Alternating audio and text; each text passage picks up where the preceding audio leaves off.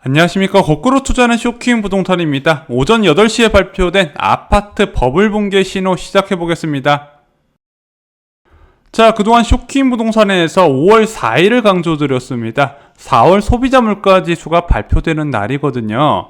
자, 부동산 거품 형성과 붕괴는요, 기준금리가 절대적 영향을 주게 되어 있습니다. 미국 서프라임 모기 사태에 보시면은요, 지속적으로 그 기준금리가 낮춰졌고요. 그 이후에 기준금리가 정상화 돌아가는 과정, 일본 부동산 버블 상태도 똑같습니다. 일본의 기준금리가 낮아졌던 과정 이후에 장기적으로 저금리 기조가 있었고, 그 이후에 정상금리로 빠르게 돌아가면서 부동산 버블 붕괴를 만들었다. 한마디로 저금리의 유동성인 부동산 버블을 만들었고, 빠른 시일에 올라간 정상금리가 버블을 붕괴시켰다는 거죠. 자, 왜 일본과 미국 중앙은행은 저런 극단적인 통화정책을 구사했을까요? 자, 저렇게 극단적으로 움직이면 문제가 안 생길 수가 없지. 일부러 부동산 버블 만들고 꺼트렸던 것 같은데 이런 의심까지 들 정도입니다. 자, 중앙은행이 저런 극단적인 통화정책을 사용하는 이유는 무엇일까요? 바로 중앙은행은요, 물가 불안 대응이 최우선이기 때문에 그렇습니다. 부동산이나 증시 등의 자산 쏠림, 그에 따른 금융 불균형 등은요, 후순위로 밀린다는 부분이죠. 그것이 중앙은행에서 채택하고 있는 물가 안정 목표제입니다. 자, 통화량 등의 중간 목표를 두지 않고요, 정책의 최종 목표를 물가 상승률 자체로 두고 있기 때문에 이 물가 상승률만 보고 통화 정책을 바꾸기 때문에 이런 결과가 나왔다는 겁니다. 자, 일본과 미국의 부동산 사태의 근본 원인은요, 바로 극단적인 물가 변화에 있다 보시면 될 것 같습니다. 1985년 전후로 해서 일본은요, 2% 전후의 수준의 물가 상승률을 기록하다가 87년에 마이너스 물가 수준까지 떨어지네요. 그 이후에 89년 하반기부터 3%, 4%의 물가 상승률을 기록하게 됩니다. 미국 역시도 똑같아요. 이 3% 전후의 물가 상승률에서 1% 수준의 저물가로 빠지게 됩니다. IT 버블 붕괴와 그리고 9.11 테러의 영향을 받은 거죠. 그리고 나서 2005년 전후부터 3%, 4% 소비자 물가 상승률이 나타나다 보니까 지속적인 금리 인상으로 대응을 할 수밖에 없습니다. 자, 이것이 물가가 낮아졌다고 완화적 통화정책 카드를 남발하면 안 되는 이유입니다. 세계 경제 침체에 따른 저성장 저물가가 나왔네. 지속적으로 금리를 낮춰야겠다. 그럼 당연히 자산 버블이 형성될 것이고, 세계 경제가 회복되면서 물가가 급등하게 되면은 금리 정상화 더불어서 자산 버블 붕괴가 일어난다는 겁니다. 자, 이런 부분을 가장 잘 알고 있던 분이 바로 이전 한국은행 총재였던 현 김중수 한림대 총장님이었습니다. 자, 한 2012년 언론 보도 볼게요. 김중수 위기 때 통화정책 만능 아니다 이렇게 언급을 했어요. 자세히 기사를 살펴보면 위기를 맞아 각국의 중앙은행이 금리를 신속히 낮췄을 뿐 아니라 시장에 직접 개입하는 비전통적 정책 수단도 동원하는 등 적극적인 역할을 했지만 그 부작용에도 주의를 해야 한다면서 유럽 재정위기 당시에 대한민국은 그렇게 많은 금리 인상에 나서지 않았습니다.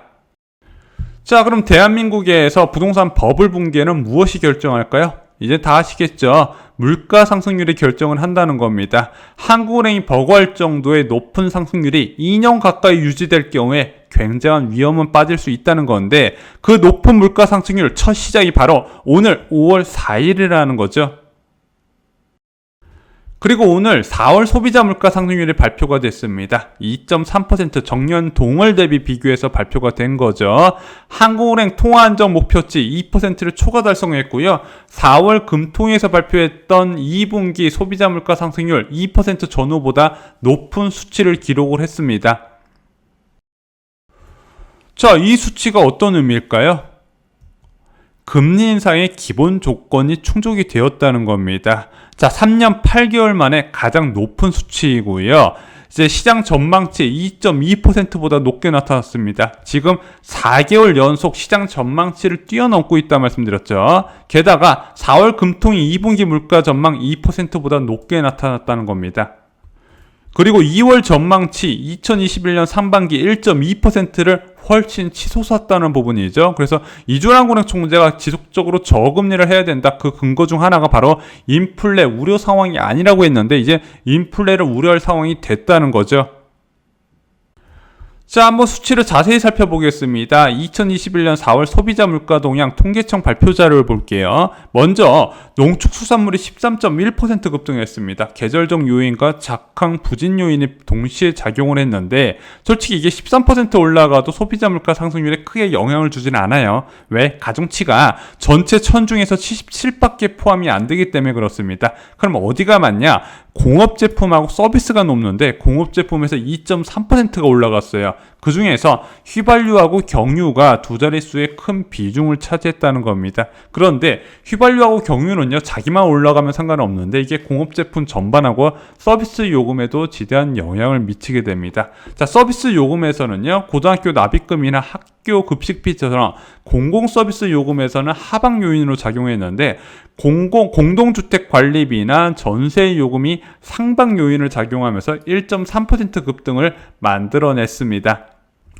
자, 그리고 근원 소비자 물가 지수는 1.1을 기록했어요. 전월 0.6% 상승이었는데 이번 주에 0.5%포인트 더 오른 1.1%를 기록했습니다. 자, 그런데 한국은행은요, 2007년부터 근원 CPI가 아닌 CPI를 기준으로 통화 정책을 결정합니다. 그래서 미국과 달라요. 미국은요, CPI가 아닌 코어 PCE 근원 개인 소비 지출 물가 지수를 기준으로 하고 있고 이번에 발표된 최종 수치가 1.8로요. 금리 인상 조건에 아직 충족하지 않았습니다. 한국은 CPI를 기준으로 하고 그 금리 인상 기본 조건을 충족을 했다는 거죠.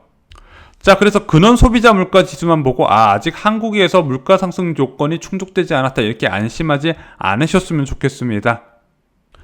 자, 이제 이주환은행 총재는 어떤 이야기를 할까요? 자, 5월 27일 날 통화정책 방향 결정회의가 있습니다. 자, 성장률과 물가 모두 기준금리 인상의 근거를 마련이 됐어요.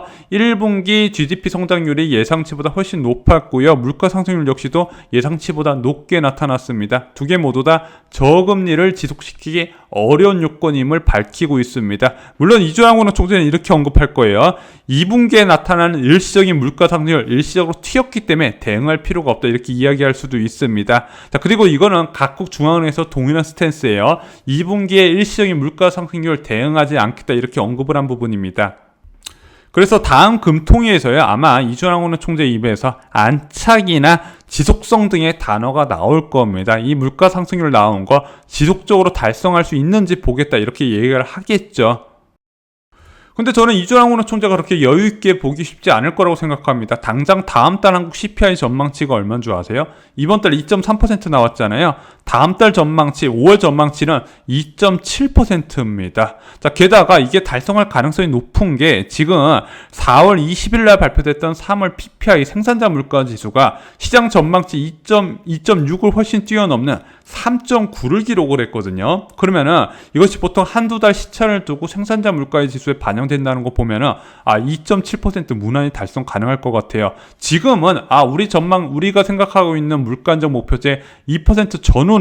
그런데 2.7%는 전혀 다르게 그리고 과연 3분기에는 물가가 다시 하락할까? 무슨 자신감으로 그렇게 이야기하는지 전 모르겠습니다. 왜냐면은 작년 3분기도 저물가였거든요. 자, 보시면 7월, 8월, 9월 0.3에서 1.0%의 저물가를 기록을 했습니다. 당연히 이 저물가의 기저효과도 같이 영향을 받겠죠. 게다가 저유가의 기저효과도 같이 반영이 됩니다. 왜냐? 3분기에도요 1,300원대 휘발유 가격이 나왔어요. 그래 아무리 못해도 1,500원대만 유지된다 하더라도 15% 이상의 유가 상승률이 반영이 된다는 겁니다.